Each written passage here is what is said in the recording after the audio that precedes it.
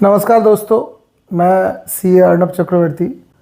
आज हम लोगों का जो टॉपिक है वो हम लोग डिस्कस करेंगे कि प्रॉपर्टी सेल और परचेस करते टाइम जो वैल्यू पे हम लोग सेल या परचेस करते हैं उसके साथ वैल्यू एज पर स्टैम्प ड्यूटी अथॉरिटी, इसका क्या रिलेशन होना चाहिए in terms of income tax act. क्योंकि 2020 से पहले आप कोई भी प्रॉपर्टी सेल या परचेज करते थे तो उसका जो भी वैल्यू था, जिस वैल्यू पर भी आप परचेज या सेल करते थे, वो इनकम टैक्स में डायरेक्ट रिपोर्ट नहीं होता था। तो क्या है, इनकम टैक्स डिपार्टमेंट को पता नहीं चलता था कि आपने जिस भी प्राइस में प्रॉपर्टी बेचा है या ख़रीदा है वो क्या है। लेकिन अभी क्या हो गया है, आप देखिएगा, आप प्रॉपर्टी सेल करें या परचेस करें, जो भी वैल्यू पे आपने किया है वो आपके एआईएस में रिपोर्ट हो जाता है।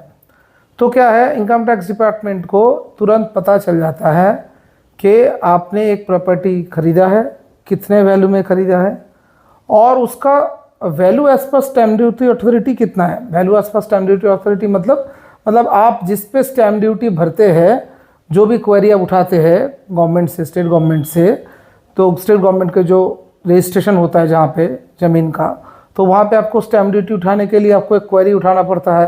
क्वेरी में आपको एक वैल्यू देता है, market value stamp duty authority देता है और उसके बेसिस पे आपका स्टैम्प ड्यूटी कलेक्ट करता है वो लोग। तो वो जो वैल्यू है, वैल्यू एज पर स्टैम्प ड्यूटी अथॉरिटी, वो भी आपके इनकम टैक्स पोर्टल में रिपोर्ट होता है कि वैल्यू एज पर स्टैम्प ड्यूटी अथॉरिटी क्या है और आपने कितने वैल्यू पे प्रॉपर्टी को बेचा है या खरीदा है।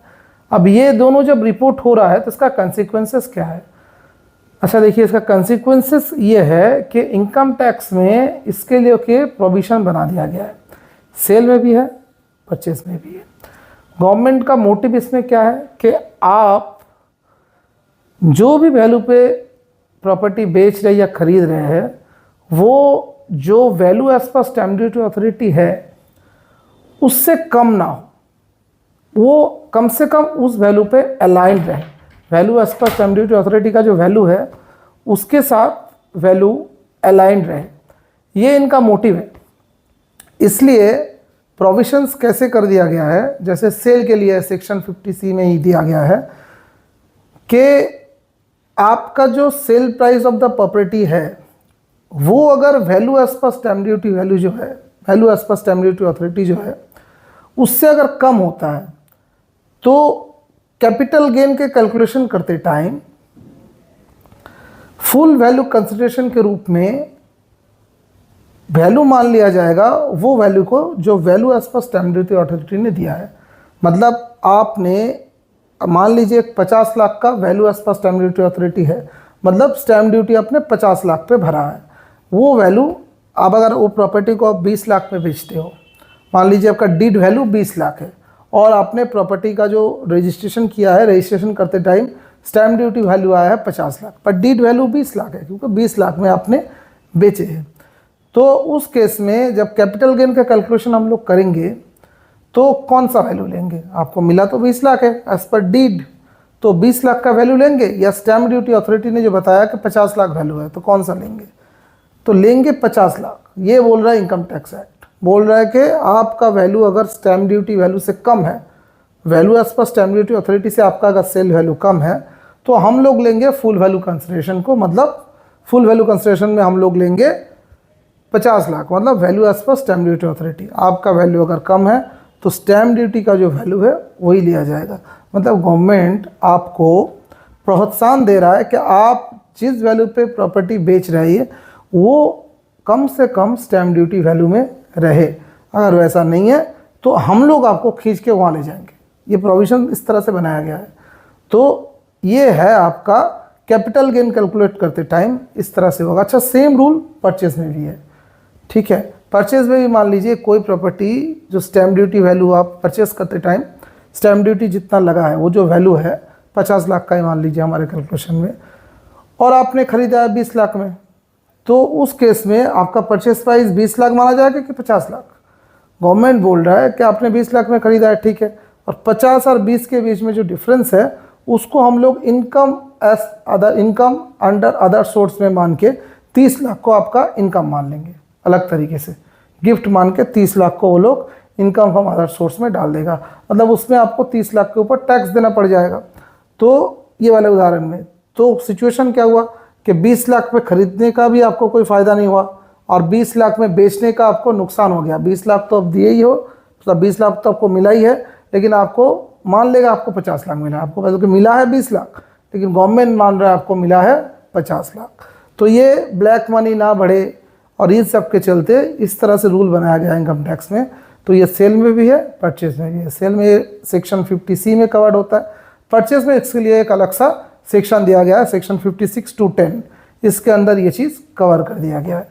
तो इस तरह से है। अच्छा, इसका थोड़ा सा आपको बेनिफिट मिलेगा, स्लाइटली इसके लिए छूट दिया गया है। पहले ये 10% था, बजट 2024 के बाद से ये 20% हो गया। मतलब हो गया क्या है कि अगर ये कम जो वैल्यू कम हो रहा है आपका सेल या परचेज वैल्यू एज पर स्टैम्प ड्यूटी वैल्यू से, वैल्यू एज पर स्टैम्प ड्यूटी अथॉरिटी का जो वैल्यू है वहाँ से आपका वैल्यू अगर कम है तो वो कम अगर 20% के अंदर है, मतलब आपका वैल्यू 50 लाख है, वैल्यू एज पर स्टैम्प ड्यूटी अथॉरिटी 50 लाख है और वो 20% मतलब कितना हो गया 10 लाख। तो अगर आपने 40 लाख तक की प्रॉपर्टी बेचा होता तो गवर्नमेंट मान लेता कि 40 लाख में ही बेचे, उस समय फुल वैल्यू कंसिडरेशन 50 लाख नहीं मानेगा, उसने 20% आपको छूट दे दिया है। पहले ये 10% था, अभी 20% है, मतलब 20% तक को आपको छूट दिया गया है कि आप अगर 20% तक वैल्यू को कम करके भी बेचते हैं या कम करके भी खरीदते हैं तो अलाउड है। तब आपका जो एक्चुअल सेल या परचेज प्राइस है उसी को मानेंगे full value consideration at the time of calculating capital gain.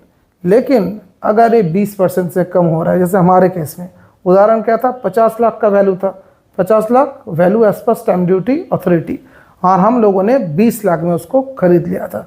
तो गवर्नमेंट के लिए अलाउड कितना था, अप टू 40 लाख। 40 लाख से नीचे आया तो गवर्नमेंट मान लेगा पूरा 50 लाख ही आपको मिला हुआ है। तो उस केस में आपको यहाँ पे आपको मिला है 20 लाख, गवर्नमेंट मान लिया कितना 50 लाख। तो इसमें आपका भारी नुकसान है, डिमांड आने वाला है, पूरा इनकम टैक्स का आपको चिट्ठी आ जाएगा इसमें। क्यों? क्योंकि इसमें देखिए ये 20 लाख है तो गवर्नमेंट के हिसाब से कितना हो गया 50 लाख। तो आप अगर कुछ कैलकुलेशन करेंगे, अगर आपका पुराना प्रॉपर्टी था उसमें आप अगर इंडेक्सेशन लगा के मान लीजिए इसका वैल्यू निकाले आप 25 लाख, तो 50 लाख माइनस 25 लाख, 25 लाख वो लोग प्रॉफिट मान लेगा, जबकि एक्चुअली क्या है आपका 5 लाख का लॉस है। आपको मिला 20 लाख है, इंडेक्सेशन कॉस्ट कितना था, इंडेक्सेशन के साथ कॉस्ट कितना खड़ा हो रहा है प्रॉपर्टी का 25 लाख, तो 5 लाख आपका लॉस है, लेकिन गवर्नमेंट क्या मान लिया 25 लाख का प्रॉफिट है। तो जहाँ पे आपको कोई टैक्स देना ही नहीं था वहाँ पे आपको क्या हो जाएगा 25 लाख के ऊपर 20% कैपिटल गेन देना पड़ जाएगा, या आज के रूल में जो भी है उस तरह से देना पड़ जाएगा।